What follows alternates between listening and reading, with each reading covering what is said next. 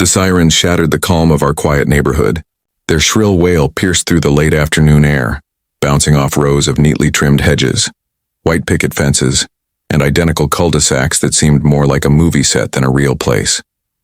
This was Maplewood Estates, an HOA-run community where perfection was demanded, where lawns had to be mowed at exactly 2 inches, where Christmas lights could only go up after December 1st and had to come down by January 3rd, and where everyone smiled at each other through clenched teeth. To outsiders, it looked peaceful.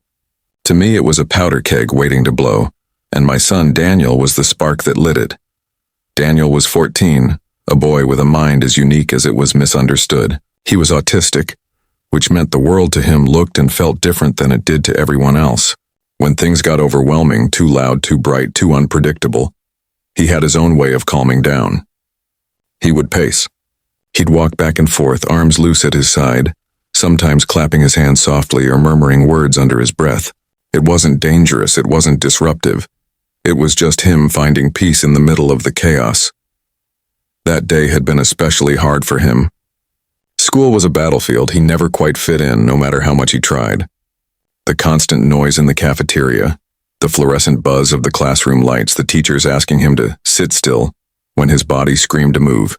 It all built up like steam in a kettle. By the time he got home, he was a balloon stretched too thin, so he did what he always did. He went outside onto the sidewalk in front of our house and began pacing. I watched from the porch with a cup of coffee in hand, letting him have his moment. His sneakers scuffed the pavement in a steady rhythm. His eyes focused on the ground as he hummed a tune only he knew.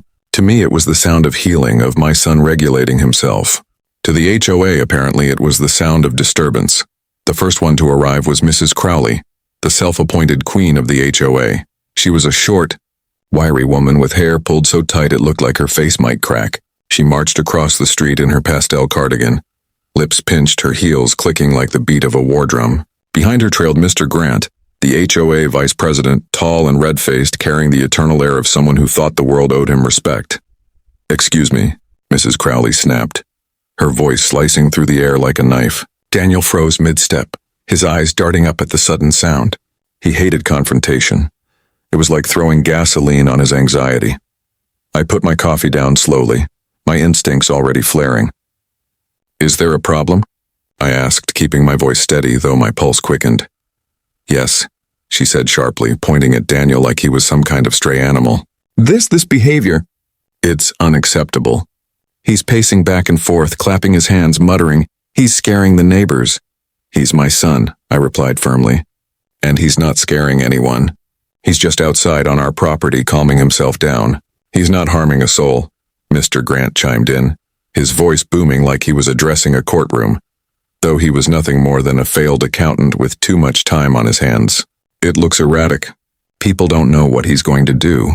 He could run into the street, cause an accident. This is a community. We have rules about behavior. Rules about children walking on the sidewalk?" I asked, my eyebrows arching. "Or just rules about my child?" Mrs. Crowley's eyes narrowed. "Don't get smart with me. We've had complaints before.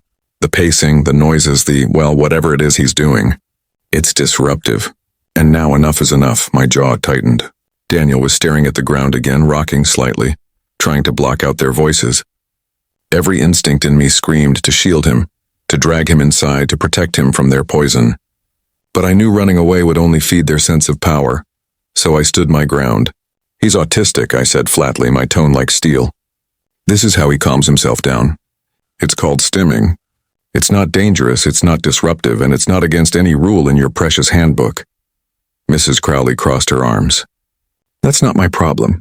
It makes people uncomfortable." And then, with the smugness of a woman who thought she ruled the world, she pulled out her phone. "You leave me no choice. I'm calling the police." Time slowed. I felt my blood boil, my hands clenching into fists at my sides. Daniel's eyes widened, panic already flooding his face at the sound of the word police. He hated loud noises, flashing lights, uniforms. It all terrified him. And now this woman, this petty tyrant, wanted to unleash that chaos on him for simply existing differently. "You don't want to do that," I warned, my voice low and dangerous. "Oh, I absolutely do," she sneered, tapping the screen with relish. "We have every right to ensure this neighborhood stays safe. And if you won't control your son, then the authorities will." Beside her, Mr. Grant smirked. Yes, let the police handle it. Maybe then you'll take this seriously. I wanted to scream, to lash out, to rip that phone from her hands, but I didn't. Instead, I stood perfectly still, my face calm, my eyes locked on hers. Because deep down I knew something she didn't. Something that would turn her smug satisfaction into ash in her mouth. But not yet. I let her make the call. I let her spit her exaggerated report into the receiver, describing my son as if he were some deranged stranger loitering on the block. Yes, he's acting strange, she said, muttering, clapping, walking in circles. It's suspicious. It's frightening. Frustration burned in my chest, but I stayed silent. Daniel had curled into himself, rocking harder now, whispering, "Too loud, too loud, too loud." I crouched beside him, placing a steadying hand on his shoulder. "You're okay," I murmured softly. "I'm here. Nothing bad is going to happen to you." He nodded quickly, his breathing shallow, eyes darting to the street like he was waiting for monsters to appear. And in a way, he was right, because minutes later the monsters came, flashing red and blue. The squad cars rolled into Maplewood Estates like it was a crime scene. The sirens wailed, the lights strobed across the neatly painted houses, and neighbors peeked through curtains like hungry spectators at a circus. To them, this was entertainment. To Daniel, it was hell. He pressed his hands to his ears, whimpering, his body trembling like a leaf in the wind. Mrs. Crowley straightened, smug as a queen greeting her soldiers. Mr. Grant puffed out his chest, ready to deliver his grand complaint. And me? I stayed crouched beside my son, my jaw tight, my heart pounding. Not from fear, but from fury. Because they thought they had me cornered. They thought they had found the weapon to break me. But what they didn't know was that I was the weapon. And very soon they were going to learn exactly who I was. Minutes felt like hours as the squad cars screeched to a stop at the curb. Their tires spat bits of gravel against the pristine sidewalks, and the flashing lights painted the houses in violent streaks of red and blue. Every window on the block seemed to sprout curious eyes. Neighbors pressing their faces to the glass, peering through blinds, phones in hand to record the unfolding drama. Maplewood Estates lived for gossip, and today the spectacle had rolled right up their street. The officers stepped out, 2 men and a woman. They weren't hostile, but they weren't exactly warm either. Their hands rested casually near their belts, their eyes flicking over the scene. One of them, the taller man with a square jaw and a buzz cut, adjusted his vest and approached Mrs. Crowley, who waved them down like she had just summoned the cavalry. "Officers, thank God you're here," she exclaimed, her voice trembling with a mix of false fear and genuine self-importance. She gestured wildly toward Daniel, who was crouched on the curb, hands pressed tightly over his ears, his whole body rocking with each wail of the sirens. "That boy has been wandering back and forth for half an hour, clapping, muttering, acting suspicious. It's disturbing the peace. He's frightening people. We demand he be removed immediately." Her words landed like darts aimed at my heart. Daniel wasn't suspicious. He wasn't dangerous. He was a 14-year-old boy trying to hold himself together while the world clawed at his senses. The officer frowned, clearly trying to parse the situation. He glanced from Mrs. Crowley to my son, then back at me. "Ma'am," he asked, keeping his tone calm, "is this your child?" "Yes," I said, my voice firm. "He's my son. And what exactly is he doing out here?" "He's autistic," I explained. "This is his way of self-regulating. He's not a threat. He's not breaking any laws. He's outside our home on the sidewalk calming himself down. That's all." Before the officer could respond, Mr. Grant stepped forward, his face flushed red with the thrill of authority. "Don't let her fool you. Look at him. He's unstable. What if he runs into traffic? What if he lashes out? We've told them before, this behavior is disruptive. We have rules in this neighborhood. Rules that keep it safe." Daniel flinched at the raised voice, his body folding tighter, his knees pulled to his chest. I felt a stab of rage course through me, but I kept my expression cool. Let them dig their own grave. The female officer crouched a few feet away from Daniel, her voice soft. "Hey, buddy," she said gently. "You okay there?" Daniel didn't answer. He never did with strangers, especially in moments like this. His fingers drummed against his knees in frantic bursts, his eyes fixed on the ground. I knelt beside him, brushing his shoulder lightly. "It's all right, Danny," I whispered. "You're safe. Just keep breathing." The officers exchanged looks, their discomfort growing. They weren't sure what they had been called for. They expected a drunk, maybe a vandal, maybe a violent teen. Instead, they found a boy terrified of the very lights they'd brought with them. Mrs. Crowley, sensing her control slipping, raised her voice again. "Officers, you don't understand. This child has been causing issues for months. The pacing, the noises, the disturbances. We've had multiple complaints. He doesn't belong out here frightening people. You need to remove him." The arrogance in her tone lit something dangerous in me. I rose slowly to my feet, placing myself squarely between her and my son. My heart pounded in my chest, but my voice came out steady, deliberate. "Remove him?" I repeated, my eyes locked on hers. "For existing? For standing on the sidewalk in front of his own home?" She scoffed. "For disrupting this community. For making people feel unsafe. If you won't discipline him, then the authorities must." The officer cleared his throat, looking increasingly uneasy. "Ma'am, I don't see any crime here. The boy's just Mrs. Crowley cut him off. If you won't take action, then I'll go higher. I'll take this to the county. We will not tolerate this behavior any longer." I let out a breath, slow and sharp, and reached into my bag. The HOA members leaned forward, eager to see me scramble, expecting a useless defense. Maybe a doctor's note, maybe a plea for mercy. Instead, I pulled out my badge. The polished metal caught the red-blue light of the cruisers, gleaming like a blade. I held it up just high enough for the officers and for Mrs. Crowley and Mr. Grant to see. The air shifted. The officers straightened instantly, their postures snapping into respect. Their eyes widened, flicking between my face and the badge. "You're—" one of them began, his tone laced with shock. "Yes," I said, my voice carrying the weight of authority that could crush mountains. "I'm the district attorney for this county." Mrs. Crowley's face drained of color. The smug smile slid off Mr. Grant's lips like melting wax. The silence that followed was thick enough to choke on. "I want to be very clear," I continued, my voice cutting through the stunned quiet. "You just called the police on a 14-year-old autistic boy for walking on the sidewalk. You exaggerated your complaint, wasting law enforcement's time, and you terrified a child who has done nothing wrong. That is harassment. That is discrimination. And it is a direct violation of federal disability protections."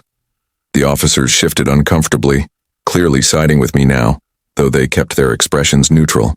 The female officer looked down at Daniel again, her eyes softening with guilt. Mrs. Crowley opened her mouth, closed it, then opened it again, fumbling for words that refused to come. We didn't know," she stammered. "We were just trying to what?" I snapped. "Control who gets to exist on this street?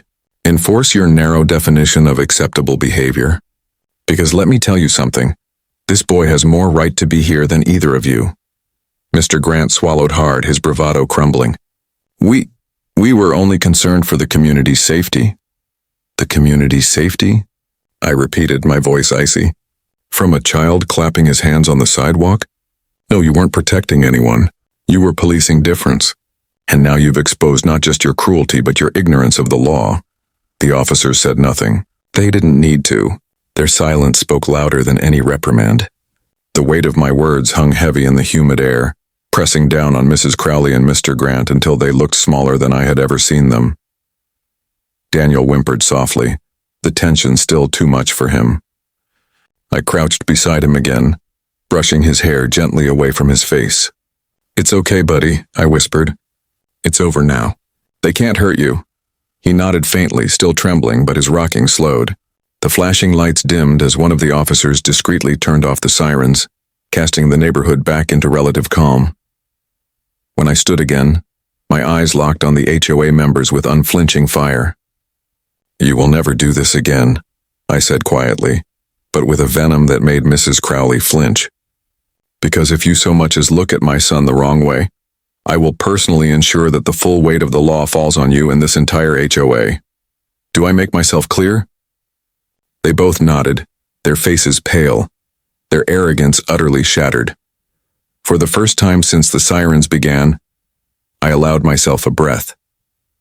The balance of power had shifted, the battlefield had tilted, and the so-called rulers of Maplewood Estates were nothing more than cowards exposed under the glare of justice, and they had no idea that this was only the beginning of their reckoning. The night after the sirens faded was heavy with silence. The kind of silence that feels staged, unnatural, like the world is holding its breath. Daniel had finally fallen asleep, curled up in his bed with the weighted blanket he depended on when the world pressed too hard. I stood in his doorway, watching the slow rise and fall of his chest, the occasional twitch of his fingers as if he were still processing the chaos that had unfolded hours before.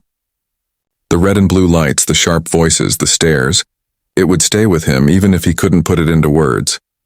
I closed his door gently and walked back into the living room, my mind buzzing. I had dealt with criminals who had done unspeakable things, had faced down defense attorneys who clawed at every loophole, had held my own against judges who questioned my every word. But nothing had ever made my blood run as cold as seeing my son treated like a threat, like a criminal for simply existing. And the worst part? It wasn't an accident. It was deliberate. The HOA board had made their stance clear. Difference was disruption. Compassion was weakness. And control was their law. But their law wasn't the law. Mine was. And I wasn't going to let them forget it. The very next morning, I filed a formal report documenting everything that had happened. The discriminatory call to the police. The false claims made by Mrs. Crowley and Mr. Grant. The psychological trauma inflicted on Daniel. I cited the Americans with Disabilities Act, federal protections for individuals with developmental differences, state-level anti-harassment statutes, and even HOA-specific case precedents. I wasn't just his parent in that moment. I was his attorney, his shield, and his sword. Word spread through Maplewood Estates faster than wildfire. By the time the HOA convened their emergency meeting, half the neighborhood already knew what had happened. Some were horrified, whispering apologies as they passed me on the street. Others kept their distance, afraid of the fallout, afraid of me. And a small venomous handful doubled down, muttering that I was overreacting and making trouble. The meeting itself was a circus. They held it in the community center, a sterile room with beige walls, folding chairs, and a podium that Mrs. Crowley usually treated like a throne. The place was packed. Residents crowded into the rows, some standing along the walls, hungry to watch the showdown. The HOA board sat in their usual lineup at the front, though the smugness that normally radiated from them had dulled. Mrs. Crowley's hair was still tight, her lips still pursed, but her eyes darted nervously across the crowd. Mr. Grant shuffled papers with shaking hands. When I walked in, the room went still. I didn't storm. I didn't posture. I simply walked down the aisle, every step deliberate, until I reached the center row and sat, my posture calm, my badge glinting subtly at my hip. The message was clear. I wasn't here as a passive resident. I was here as the law. The meeting began with the usual formalities, but nobody cared about the landscaping budget or the swimming pool maintenance. The only reason anyone was there was to see the fallout from the night the HOA called the cops on the DA's autistic son. Mrs. Crowley cleared her throat, her voice sharper than usual. We have been made aware of concerns regarding an incident last night. I would like to remind everyone that the HOA board acts in the best interest of the community. A murmur rippled through the room, skepticism buzzing like a swarm of bees. I raised my hand, slowly, calmly, but with such force in the gesture that silence fell instantly. You don't get to twist this, I said, my voice carrying without effort. You called the police on my son for walking on the sidewalk. You endangered him. You terrorized him. And you did it under the pretense of community safety when in reality, it was nothing more than discrimination. Mrs. Crowley's lips trembled, but she forced her chin up. We had complaints. From whom? I cut in. Name them. The room shifted uncomfortably. No one spoke. No one dared. That's what I thought, I continued. You fabricated concerns because you were uncomfortable with what you didn't understand. That's not leadership. That's abuse of power. Mr. Grant tried to intervene, his voice cracking. We were only doing what we thought was best. No, I said, my tone sharp as glass. You were doing what was easiest. Instead of educating yourselves, instead of showing compassion, you chose fear. You chose harassment. And you involved law enforcement in a matter where they never belonged. Do you realize the risk you created? Do you realize how often situations involving individuals with autism spiral? When police are misinformed, you didn't just put my son at risk. You put the responding officers in an impossible position. That is negligence. That is cruelty, and it will not stand. The room erupted into murmurs. Some nodded fiercely, others looked down at their laps, shamed. Mrs. Crowley's face had gone pale, the foundation on her cheeks doing little to mask her unraveling composure. I rose to my feet, letting the silence return before I spoke again. I've already filed formal complaints with the county. I've already documented violations of federal disability law, and I will pursue every legal avenue available to ensure accountability. But this isn't just about punishment. This is about change. If this HOA is going to survive, it will implement protections. It will adopt training. It will stop weaponizing rules against families who don't fit your narrow definition of perfect. A man from the back stood up, his voice strong. She's right. Last night was wrong. That boy hasn't hurt anyone. We should be ashamed. Another voice chimed in, then another, until a wave of agreement swept the room. Mrs. Crowley shrank behind the podium, her controls slipping through her fingers. For the first time in years, the community was no longer afraid of her. The vote came quickly. The board moved to censure Mrs. Crowley and Mr. Grant. Within a week, both had resigned. In their place, new members were elected, neighbors who promised transparency, compassion, and a commitment to real community, not dictatorship. As for the changes, they came faster than anyone expected. The HOA handbook was rewritten with clear guidelines protecting families with disabilities. Officers from the local police department attended workshops on interacting with neurodiverse individuals. And at the first community barbecue under new leadership, Daniel was invited, not as a token gesture, but as a neighbor. That evening, as the sun dipped below the rooftops and laughter echoed across the lawns, Daniel paced along the sidewalk. His sneakers tapped in their steady rhythm, his hands clapped every few steps, his voice hummed in a soft tune. But this time something was different. People waved. Kids ran up to say hi. One of the new board members even walked beside him for a few steps, smiling, before leaving him to his rhythm. I stood on the porch watching him, my chest swelling with a mix of relief and pride. For the first time since moving to Maplewood Estates, Daniel wasn't seen as a disruption.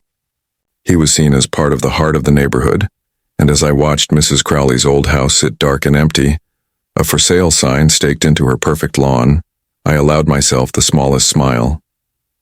They had once called the cops on my son, but now, thanks to the law, thanks to truth, thanks to the strength Daniel showed just by being himself, this neighborhood no longer feared him.